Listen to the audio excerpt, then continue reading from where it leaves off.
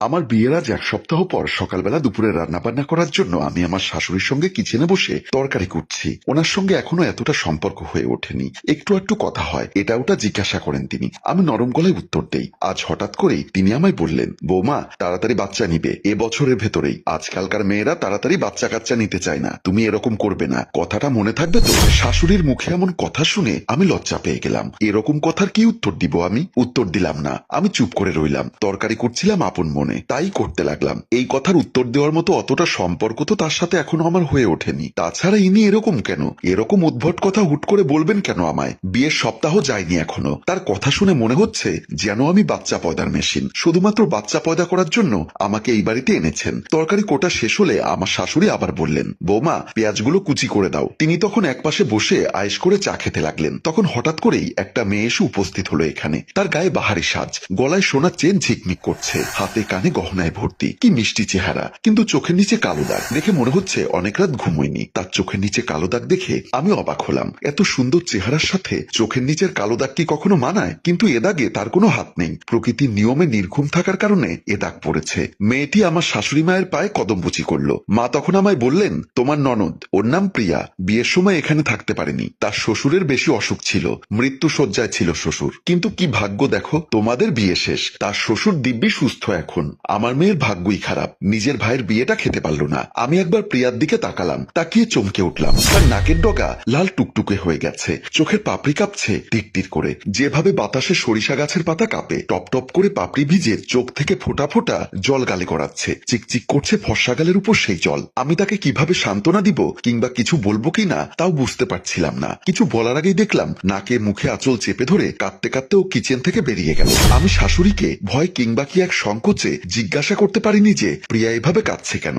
রাতে আমরা সবাই খেতে বসলেও প্রিয়াকে দেখা গেল না টেবিলে। আমি মাকে জিজ্ঞাসা করলাম, মা ও কোথায়, ও খাবে না? কার কথা বলছো তুমি? প্রিয়া, আমি প্রিয়ার কথা বলছি। তিনি বললেন, প্রিয়া এখন খাবে না, পরে খাবে। এরপর সাহস করে জিজ্ঞাসা করে ফেললাম, মা প্রিয়ার সাথে প্রিয়ার হাজবেন্ড আসেনি? আমার শাশুড়ি থমথমে মুখে বললেন, ওর স্বামী প্রবাসে থাকে সিঙ্গাপুরে, আসবে কি করে? আর তাড়াতাড়ি খাও তো, খাওয়ার সময় এত কথা বলা ঠিক না, গোনা হয়। আমি আর কিছু জিজ্ঞাসা করলাম না। শাশুড়ি এমনিতেই মুখ ভার করে রেখেছে, শুধু মনে মনে হাসলাম। ভাবলাম মানুষ এরকমই, নিজের মতামতকে জাহির করার জন্য হলেও তো ধর্মের বাণী চালিয়ে যেতে দেয়। খাবার পর্ব শেষ করে যখন শুতে যাব তখন আমার স্বামী মুন্নাকে বললাম, মুন্না প্রিয়ার কি হয়েছে বলতো? মা যখন আমার সঙ্গে পরিচয় করিয়ে দিলেন ওকে, তখন তার চোখে জল দেখলাম, মুখে আঁচল চেপে সে তাড়াহুড়ো করে ওখান থেকে চলে গেল। তারপর আর আমার সামনে আসেনি। কেন, কোনো সমস্যা? মুন্না অনেকক্ষণ ধরে চুপ করে রইল।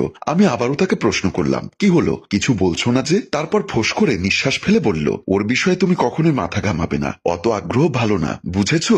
আমি অবাক হলাম, মুন্না প্রিয়ার নাম শুনে এরকম ক্ষিপ্ত হলো কেন? ওর বোনের সঙ্গে কি ওর সম্পর্ক ভালো না? 7-5 না ভেবেই আমি আবার ওকে জিজ্ঞাসা করলাম। বললাম, তোমার বোনের কথাই তো জিজ্ঞাসা করেছি, এতে এত রাগ করার কি আছে? মুন্না প্রিয়ার বিষয়টি এড়িয়ে যাওয়ার জন্য বরং আমায় কাছে টেনে আদর করতে চাইল। আমার এসব ভালো লাগছে না, তাই বললাম, আমার মন ভালো নেই। মুন্না আমার কথা শুনল না, হাত ধরে টানাটানি করতে লাগলো। আমাদের দেশের পুরুষগুলো এরকমই, পুরুষতন্ত্র বলে কথা, তাদের ইচ্ছার দাস হতে হয় ঘরের নারীদের, তাদের কথাই শেষ কথা, এরপর কোনো কথায় কাজ হবে না। ওরা যা চাইবে ঠিক তাই হবে, তাই করতে হবে নারীদের, না করলে শক্তি খাটিয়ে হলেও আদায় করে নিবে। মুন্নাকে সরাতে চেষ্টা করেও সরানো গেল না, ও তার বাসনা পূর্ণ করছে। আমি নিজেকে হঠাৎ জড় পদার্থ ভাবলাম, শুধু টের পেলাম চোখের কোনা বেয়ে নালার মতো জল নামছে। এরই মধ্যে আমার কানে একটা রিনরিনে কান্নার গলা ভেসে এলো। এই গলাটা আর কারোই না, প্রিয়ার। কিন্তু প্রিয়া এত রাতে কাঁদছে কেন? ওর কি এমন দুঃখ যে ও এত রাতে কাঁদছে? আমার ভালো লাগছে না কিছুই, খুব মন খারাপ লাগছে, নিজেকে হঠাৎ অপয়া মনে হচ্ছে। আমি প্রিয়াকে ধাক্কা দিয়ে দূরে সরিয়ে দিলাম। মুন্না রেগেমেগে আগুন হয়ে গেল, গলার তেজ নিয়ে বলল, তোমার সমস্যা কি? কিসের সমস্যা? কোনো সমস্যা নেই। সে রাগে কাঁপতে থাকা গলায় বলল,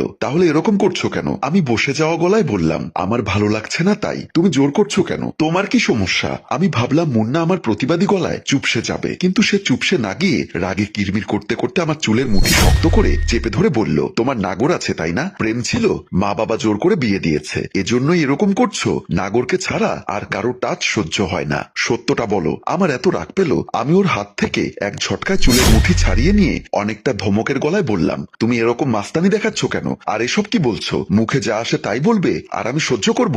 আমি তোমার কেনা পুতুল নাকি যে তুমি আমার অনুমতি না নিয়ে, আমার ভালো লাগা খারাপ লাগা না জেনেই আমার সাথে যা ইচ্ছা তাই করতে চাইবে? মেজাজ ভীষণ খারাপ হলো আমার। অনেকটা ক্ষীণ গলায় আবার বললাম, অবলা পেয়েছো না? মুন্না প্রচন্ড রাগ নিয়ে বিছানা থেকে থেকে নেমে গেল ও সরাসরি ওর বোন প্রিয়ার রুমে চলে গেল। প্রিয়ার রুমে শুয়ে শুয়ে প্রিয়া কাঁদছে, শব্দ করে কাঁদছে, অনেক বেশি কাঁদছে। মুন্নাকে দেখে প্রিয়া শোয়া থেকে উঠে দাঁড়িয়ে গেল। মুন্না প্রিয়ার সামনে দাঁড়িয়ে বলল, এত রাতে কাঁদছিস কেন? প্রিয়া চোখের জল মুছতে মুছতে বলল, রাত হলে আমার কষ্ট বাড়ে, তাই আমি কাঁদি। প্রিয়ার কথা শেষ হতে না হতেই মুন্না প্রিয়ার গালে একটা চর বসিয়ে দিল আর ধমক দিয়ে বলল, কাঁদবি না, এ বাড়িতে থাকতে হলে কাঁদতে পারবি না। যদি তোর বেশি কাঁদতে ইচ্ছা হয় তাহলে রাস্তায় গিয়ে বসে বসে কাঁদ। প্রিয়া এবার নিজের মনকে শক্ত করে কিছুটা প্রতিবাদী ভঙ্গিতে বলল, এটা তোমার যেমন বাপের বাড়ি তেমনি আমারও বাপের বাড়ি, এই বাড়িতে আমারও অধিকার আছে। প্রিয়ার এমন কথা শুনে মুন্না আবারও একটা চর দিয়ে প্রিয়াকে ফ্লোরে ফেলে দিল। তারপর চুলের মুঠি ধরে বলল, অধিকার? তোর এখানে কিসের অধিকার? সেই অধিকার তুই 3 বছর আগে শেষ করে দিয়েছিস। আমি আমার খাটে বসে ওদের ভাই বোন দুজনের কথা শুনছিলাম।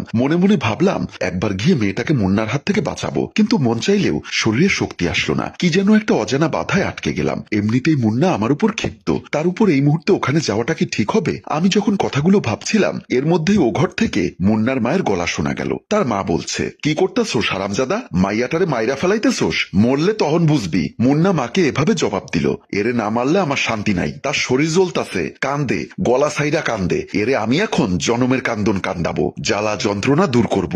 শাশুড়িমা বলল, সিসি এইখান থেকে বাইরে হয়ে যা বলতাছি, নয়তো থাপ্পড় দিয়া তো সবগুলা দাঁত ফেলাই দিব। মুন্না মায়ের শাসন মানল না। সে পাল্টা ধমক দিয়ে বলল, তুমি তোমার ঘরে গিয়ে চুপচাপ শুয়ে ঘুমো, এখানে এসে তোমার নাক গলাতে হবে না, যাও বলছি। আমি আমার রুমে বসে ভাবতে লাগলাম, মুন্না তার মায়ের সঙ্গে এরকম নোংরা ব্যবহার করছে, ও এরকম দুশ্চরিত্র লোক। তাছাড়া বোনটিকে এভাবে অকথ্য ভাষায় গালাগাল করছে। ভাবতে আমার গা শিউরে উঠল। আর তখনই নিজের ভাগ্যকে আমি অভিশাপ দিলাম আর বুঝতে পারলাম আমার জীবনের সবচেয়ে বড় ক্ষতিটা হয়ে গেছে ইতিমধ্যে। এমন সময় লক্ষ্য করলাম মুন্না আমার রুমে ঢুকছে। সে রুমে এসে আলনা থেকে শার্ট নামিয়ে কাঁধে ফেলে বেরিয়ে যাচ্ছিল। আমি পেছন থেকে ওকে জিজ্ঞাসা করলাম, এত রাতে কোথায় যাচ্ছেন? মুন্না বলল, আর একটা বিয়ে করতে যাচ্ছি। তোমার ধারে কাছেও তো ঘেঁষতে দাও না। এরকম বৌদি আমি কি করব? ঘরে সাজায় রাখবো নাকি? যার ধারে কাছে ঘেঁষা যাবে ওরকম একটা মেয়ে বিয়ে করে আনবো, তারে এনে তোমার সামনে মিলন করব। অশ্রাব্য কথাগুলো বলে ঘর থেকে বেরিয়ে গেল। আমার নিজের প্রতি নিজেকে ধিক্কার দিতে ইচ্ছা করলো। একটা মানুষের ভাষার ন্যূনতম শালীনতা থাকা দরকার, কিন্তু এই মানুষটার কথাবার্তায় বিন্দুমাত্র শালীনতা নেই। সারা রাত আমার ঘুম হলো না, কেঁদে কেঁদেই কাটলো রাতটা। পরদিন সকালবেলায় মুন্নাও ফেরেনি। আমার শাশুড়ি আমার ড্রয়িং রুমে ডাকলেন, বৌমা এদিকে এসো তো। আমি শাশুড়ি মায়ের ডাক শুনে ড্রয়িং রুমে গেলাম। আমাকে দেখে আমার শাশুড়ি মা বললেন, বৌমা তুমি তাহলে রান্না বান্নাটা করে ফেলো, আমি একটু মোর্শেদের বউয়ের সাথে কথা বলে আসি। মা, দুপুরের জন্য কি রান্না করব? ফ্রিজে মাছ মাংস আছে, তোমার যেটা মন চায় সেটাই রাঁধো। আমার খুব জানতে ইচ্ছা করছিল মুন্না কি সবসময় এমন করে নাকি, কিন্তু জানতে চেয়েও প্রশ্নটা করতে পারলাম না। তবুও কিছুটা দ্বিধামনে বললাম, মা মুন্না কি দুপুরে ফিরবে?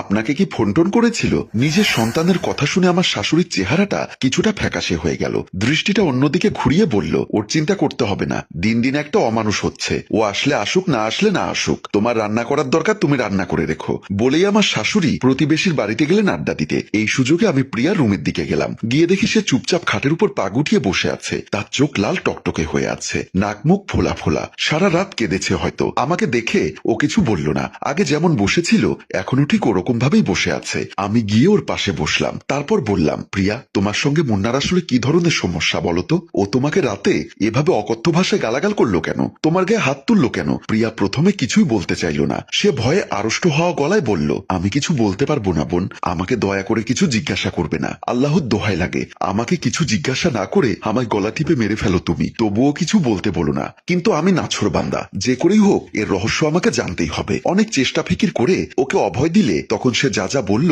তা শুনে আমার গা শিউরে উঠল, চোখ অন্ধকার হয়ে এলো। তখন শুধু মনে হলো মানুষ এরকম নিকৃষ্টও কি হয় কখনো? প্রিয়া বলল, হ্যালো ভিউয়ার্স, প্রিয়া তার ভাবিকে কি বলল সেটা জানতে হলে আপনাদের অপেক্ষা করতে হবে আগামী পর্বের জন্য। আর অবশ্যই কমেন্ট করে লিখতে হবে এই গল্পের দ্বিতীয় পর্ব চাই।